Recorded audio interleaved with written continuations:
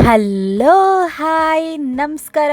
ನಾನು ನಿಮ್ಮ Gowda. Welcome back to my YouTube channel. ಎಲ್ಲರೂ ಹೇಗಿದ್ದೀರಾ? ಚೆನ್ನಾಗಿದ್ದೀರಾ ಅಂತ ಭಾವಿಸ್ತೀನಿ.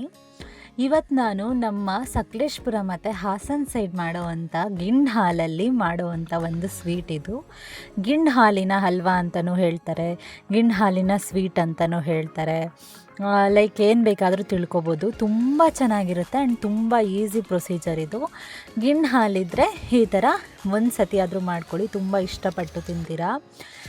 ಎಲ್ಲ ಥರನೂ ಮಾಡಿರ್ತೀರಾ, ಅಂದರೆ ಪೊಂಗಲ್ ಥರ ಆ ಥರ ಎಲ್ಲನೂ ಮಾಡಿರ್ತೀರಾ. ಬಟ್ ಈ ಥರ ಟ್ರೈ ಮಾಡಿಲ್ಲ ಅಂದರೆ ಒಂದೇ ಒಂದು ಸತಿ ಟ್ರೈ ಮಾಡಿ. ನಿಜಕ್ಕೂ ಇದು ಬಾಯಲ್ಲಿಟ್ಟರೆ ಕರ್ಗೋಗ್ಬಿಡುತ್ತೆ, ಅಷ್ಟು ಚೆನ್ನಾಗಿರುತ್ತೆ.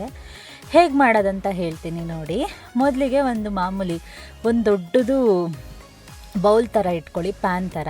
ಓಕೆನಾ? ಇದನ್ನು ಹಬೆನಲ್ಲಿ ಬೇಯಿಸ್ಬೇಕು. ಅದಕ್ಕೋಸ್ಕರ ಇಲ್ಲಿ ನಾನು 1/4 ಗ್ಲಾಸಷ್ಟು ಗಿಣ್ಣು ಹಾಲು ತೊಗೊಂಡಿದ್ದೀನಿ. ನಾರ್ಮಲಾಗಿ 1/4 ಗ್ಲಾಸಷ್ಟು ಗಿಣ್ಣು ಹಾಲು ತೊಗೊಂಡ್ರೆ 4 ಜನ ತಿನ್ಬೋದು, ಅಷ್ಟು ಚೆನ್ನಾಗಿರುತ್ತೆ, ಅಷ್ಟು ಆಗುತ್ತೆ. ಅದಕ್ಕೆ ಆಮೇಲೆ ಅರ್ಧ ಲೀಟ್ರು ಹಾಲನ್ನ ಹಾಕ್ಕೊಳ್ಳಿ.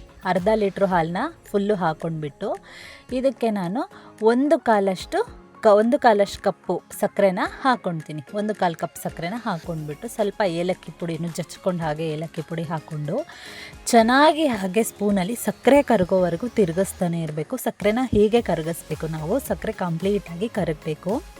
ಮಧ್ಯ ಒಂದು ಸ್ವಲ್ಪ ಟೇಸ್ಟ್ ಮಾಡಿ ನೋಡ್ಕೊಳ್ಳಿ, ಸಕ್ಕರೆ ಕರೆಕ್ಟಾಗಿದೆಯಾ ಏನು ಅಂತ. ಮಧ್ಯ ಒಂದು ಸ್ವಲ್ಪ ಬಾಯಿಗೆ ಹಾಗೆ ಬಿಟ್ಕೊಂಡು ನೋಡ್ಕೊಳ್ಳಿ.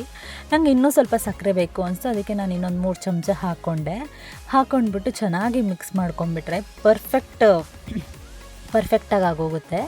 ಅದಾದಮೇಲೆ ಮಾಮೂಲಿ ಇಡ್ಲಿ ಪಾತ್ರೆಯಲ್ಲಿ ಕೆಳಗಡೆ ಸ್ವಲ್ಪ ನೀರು ಹಾಕಿ ಹಬೆನಲ್ಲಿ ಬೇಯಿಸ್ಕೊಬೇಕು. ಇದು ಕರೆಕ್ಟಾಗಿ ಒಂದು 20 ಮಿನಿಟ್ಸ್ ಬೇಯಿಸ್ಕೊಂಡ್ರೆ ನೋಡಿ ಈ ಥರ ಕನ್ಸಿಸ್ಟೆನ್ಸಿಲಿ ಆದರೆ ಕರೆಕ್ಟಾಗಿ ಹೋಗುತ್ತೆ. ಮಧ್ಯ ನೋಡ್ಕೊತಾ ಇರಿ, ಆಯಿತಾ? ಬೆಂದಿದೆಯಾ ಏನು ಅಂತ ಮಧ್ಯ ನೋಡ್ಕೊತಾ ಇರಿ. ನೋಡಿ ಈ ಥರ ಕನ್ಸಿಸ್ಟೆನ್ಸಿಲಾದರೆ ಕರೆಕ್ಟಾಗಿ ಆಗೋಗುತ್ತೆ. ಆಮೇಲೆ ಗಿಣ್ಣಿನ ಪಾಕ ಇರುತ್ತಲ್ಲ, ಅದನ್ನು ಚೆನ್ನಾಗಿರುತ್ತೆ ಕುಡಿಯೋದಕ್ಕೆ, ಆಯಿತಾ? ಅದಾದಮೇಲೆ ಒಂದು ನೈಟ್ ಫುಲ್ಲು ಫ್ರಿಜ್ಜಲ್ಲಿ ಇಟ್ಬಿಟ್ಟೆ ನಾನು. ನೈಟ್ ಮಾಡಿದ್ದು ನಾವು.